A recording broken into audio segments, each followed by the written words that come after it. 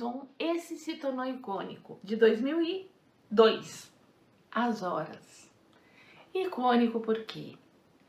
São 3 estrelas de primeira grandeza. A Meryl Streep, a Nicole Kidman e claro que a gente sempre esquece, né? 7 anões, você vai lembrar de 6, não vai esquecer. E cadê a mulher? Meu Deus do céu, eu gosto dela.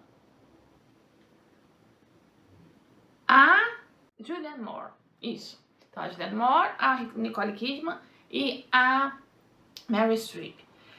Cada uma num tempo. Também a partir de um livro que vai girar sobre a história do Mrs. Dalloway, que é um livro escrito importante na carreira da... interpretada pela Nicole Kidman, que é... Meu Deus, eu tô lerda hoje. Que é a Virginia Woolf, pelo amor de Deus. Então vamos lá, deixa eu recomeçar a organizar essa história. As Horas, filme de 2002. Tem 3 momentos na história. Anos 20, mais ou menos, vai aparecer a Nicole Kidman interpretando a Virginia Woolf. E vai aparecer assim, a Virginia Woolf, na ânsia de escrever, sabemos que ela se mata, tá? Isso é uma coisa que é pública, notória, então não tô te contando a história. Mas a forma como isso acontece. E a caracterização da Nicole Kidman. Lembra Nicole Kidman, olhinho azul, né? Lembra dela? Ela fica totalmente diferente, totalmente Virginia Woolf com os retratos que a gente tem. Então tá lá, nesse momento. Aí depois a gente vai para os anos 50, mais ou menos, a personagem da Julianne Moore. É uma mulher que é casada, que tem um filho e que descobre que o marido atrai. Anos 50, poucas mulheres estavam no mercado de trabalho, né? A mulher se realizava na família e essa mulher não se realiza com nada. E para ela poder mudar tudo, ela tem que largar o filho. Diferente daquela história que eu comentei do Kramer vs. Kramer, em que a mulher decide mudar sabendo que o filho vai ter o respaldo do marido, do pai no caso, né? Porque ela vai mudar a vida dela. Mas essa não tem jeito. E aí, você vai ter que assistir ao filme para entender o que vai acontecer. Na atualidade, a personagem da Meryl Streep, ela é uma editora, né, de uma editora de livros. E ela vai ganhar um prêmio. E um grande amigo dela, que é portador de HIV e está bastante doente, vai ser premiado. O cara tá na casa dela. Meu, foi uma das cenas mais... que eu voltei o filme assim pra ver de novo, assim, assustadoras no sentido de dar susto, tá? Não de dar medo, que eu vi no cinema. Foi um negócio tão...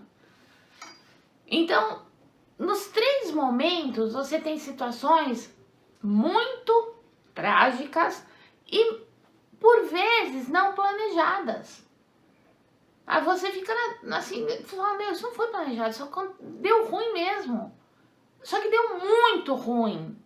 E vai mudar a vida de todo mundo que está em torno dessas 3 mulheres. Há uma ligação entre essas histórias e o livro da Virginia Woolf, que ele não é representado na história, não é isso, mas ele meio que amarra um pouco essas 3 mulheres, é o Mrs. Dalloway, ok? Esse filme, ele, assim, é um filme que você assiste, ele é mais próximo do cinema de arte. Ele não é um filme muito de você sentar e vamos ver o roteiro facinho, rapidinho e tal.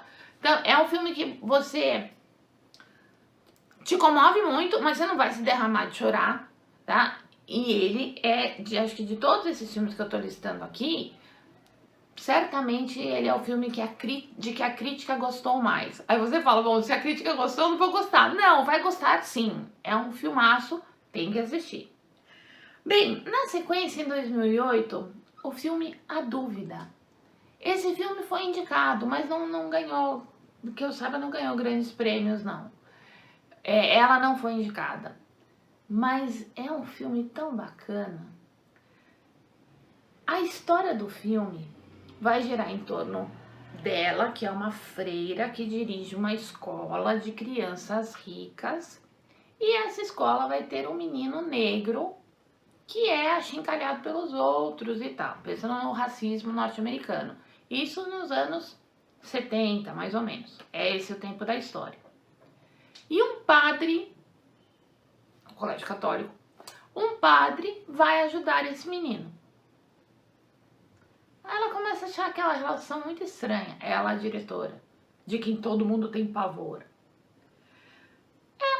A diretora, então, vai falar com uma freira que é mais jovenzinha e que é a responsável pela sala de aula do garotinho. Pede para que a freira olhe, mas não diz por quê. Só diz que está preocupada, mas não diz qual situação. Não levanta a lebre. Quando esse filme saiu, já tinha estourado há algum tempo a questão da pedofilia dentro da Igreja Católica. E é exatamente em torno disso que o filme vai girar. E o filme só vai mostrar isso, porque não vai falar, mas mostrar isso depois que você que está assistindo já tem certeza de que é isso que estão falando, entende? Então a coisa é sutil no começo, já começa a achar que é estranho, que a crítica está meio sendo essa, mas será? Até que você percebe que será. O desfecho, porque tem a dúvida, né? É a palavra do padre, o menino só é defendido pelo padre, portanto, ele nunca falaria contra o padre. Não há nenhuma cena que seja uma cena mais erotizada. As cenas assim, o menino cai, o padre vai lá, ajuda o menino a levantar, como ajuda outros, tá? Então, não há nenhuma cena que faça com que a gente pense, mas há uma conversa da freira com a mãe do garoto que faz com que a nossa cabeça dê um nó. E o desfecho, né, o que acontece com o padre, aí que a gente fica mais confuso ainda, ou indignado, talvez. Adriana, se a gente fica indignado, então você está dizendo aí que o padre é culpado. Não é essa a motivação da indignação. A indignação é quando a gente vê em qualquer instância, em qualquer situação da sociedade, o culpado recebendo um bônus, tirando a pena, descriminalizado. E não só descriminalizado, como ascendendo na sociedade. É um filme excelente. E aí foi o que eu falei, esse filme, ele é um filme mais de história, né? Não é um filme tão intrincado, crítico, emocional como As Horas, mas é um baita filme, tá? A Dama de Ferro eu já comentei, que é a história da Margaret Thatcher, e o último é o The Post. Em tempos de imprensa satanizada, aí você fala, Adriana, mas a imprensa é sacana mesmo. Não, qualquer opinião a gente pode ter, tá? Mas ninguém pode negar que há uma grande parcela da própria imprensa, por exemplo, que diz que a imprensa é suja, que a imprensa está errada, que isso, que aquilo. Nos Estados Unidos, o Washington Post, ele é um jornal considerado... É que lá é tudo tão certinho, né? É republicano, é tão maniqueísta, né? Você não tem lá, ó, a terceira via, para usar um termo de hoje. Então, o Washington Post seria um jornal assim mais em contraposição ao do New York Times, o jornal mais de esquerda, né? Mais de... O Washington Post foi quem publicou, quem denunciou o Watergate. Deu na... Quando a pessoa pede... Na renúncia! Eu ia falar quando a pessoa pede demissão do cargo político. Desculpa, gente, é o Alzheimer. Deu na denúncia do Nixon. Então, o Washington Post, ele é um jornal importante por assumir essas posturas, né? De vamos pesquisar, vamos investigar, vamos falar aquilo que ninguém fala e tal. E isso não é muito legal, né? Inclusive, quem é contrário ao Washington Post, outro dia eu escutei isso no Jornalista Brasileiro. Outro dia mesmo, tá? Atualmente, fala este ano, dizendo que o Post inventou coisas nessas situações, tanto no Watergate, quanto nessa situação que vai falar da guerra do Vietnã, tá? A situação que aparece no filme, um jornalista vai junto com uma comissão de pessoas e nesta está um representante do governo norte-americano para o Vietnã e volta no mesmo avião. E o que ele pede? Enquanto a grande cúpula está lá na primeira classe, ele está lá na econômica, ele pede para uma pessoa que intermedia o encontro, que ele só quer fazer uma pergunta. E a pergunta que ele faz é se aquilo que o governo americano diz, porque o governo americano sempre falou que no Vietnã tudo estava sob controle. Semana passada a gente viu a saída do Afeganistão. Acho que não estava tudo sob controle. E eu vi uma foto de um avião saindo do Afeganistão com as pessoas desesperadas querendo sair também. E uma foto igual no Vietnã, com, de novo, os Estados Unidos se retirando e as pessoas querendo sair também.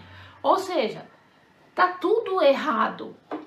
E naquele momento aparece o cara falando, não, no Vietnã tá tudo horrível, mas a gente não pode dizer isso para a população porque nós precisamos manter a característica dos mocinhos da Guerra Fria. Então a gente vai continuar fabricando essa guerra. O repórter vai se dedicar a conseguir documentos que provem, documentos secretos, que provem que os Estados Unidos mantiveram a guerra do Vietnã e essa fachada por interesse próprio. E nisso morreram vários americanos. A maioria deles negros, pobres, mas também muito filho de gente que tinha dinheiro e foi muito complicada a situação. Enfim, o The Post, ele vai contar essa história do Vietnã, mas é um jornal muito importante que também tem essa outra história fundamental, que é a história do Watergate. Com ela vai ser ela é a dona do jornal e faz parte do conselho editorial, mas principalmente ela faz parte do conselho financeiro. O jornal foi dado pelo pai dela para o marido dela. Então, olha o momento em que a mulher não tem voz. Mas o marido dela se matou. Então, ela teve que assumir. E ela conversava muito com o editor, que é um cara muito feroz. Quem é de jornalismo vai se reconhecer muito ali na sua vontade de fazer a coisa, de dar o furo da notícia e tal. E eles conversam. O cara não faz coisas que ela não permita, coisas mais sérias que possam envolver gravemente o nome do jornal. Mas é interessante quando você percebe, sabe, eles tentando seduzi-la no bom sentido, no sentido de que ela compre a ideia para apoiá-lo na denúncia que eles têm que fazer, que é uma denúncia pesadíssima. O filme é bacana demais. Se você tem vontade de fazer jornalismo, precisa assistir ao The Post. Mesmo que hoje o mundo não seja daquele jeito. Mas você vai se inflamar com o poder da imprensa, que pode ser horrível, manipulador e tal, mas que também pode fazer a denúncia de coisas que estão erradas. Ok? Nesse filme está Tom Hanks. Tom Hanks será o nosso próximo homenageado aqui nesse Cine Hollywood. Comentem, gente, sobre esses filmes. Falem de outros filmes, porque ela tem milhões, né? Falem de outros filmes que você acha que deveriam estar nessa lista. Falem de filmes que você acha que não deveriam estar nessa lista. Compartilhem esse vídeo, inscreva-se no canal, dê seu like e ative o sininho para ser notificado dos próximos vídeos. Ok? Um beijo, fiquem bem e até o próximo vídeo. Tchau, tchau.